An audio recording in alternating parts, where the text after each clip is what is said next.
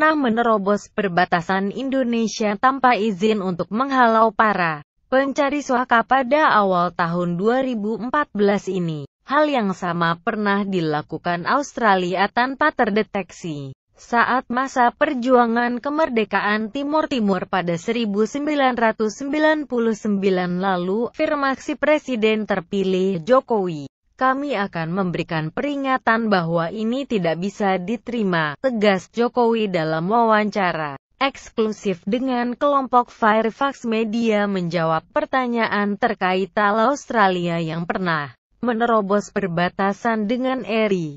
Wawancara dilansir Sydney Morning Herald SMH, "Kami memiliki hukum internasional. Anda harus menghormati hukum internasional," imbuh Jokowi. Jokowi dalam wawancaranya memaparkan rencana untuk memperkuat hubungan bilateral dengan Australia, termasuk di bidang militer dan intelijen. Namun saat ditanya soal kedaulatan negara, Jokowi mengatakan dia bisa lebih kuat, bahkan dibanding dengan bekas rivalnya saat Pilpres lalu, Prabowo Subianto, yang seorang jenderal.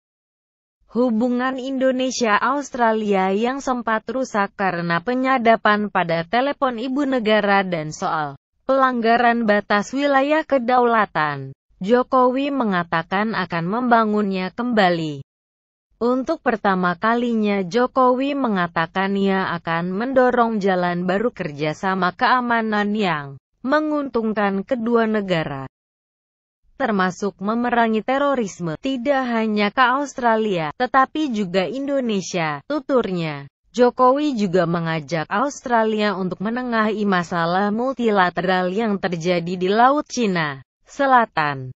2/3 wilayah Indonesia itu lautan, perairan, di Laut Cina Selatan. Saya pikir Indonesia bisa berperan sebagai perantara yang jujur, jelasnya, di bidang pendidikan. Jokowi mendorong generasi muda di Indonesia untuk belajar di perguruan tinggi di Australia, di mana salah satu putranya telah menyelesaikan pendidikannya di sana.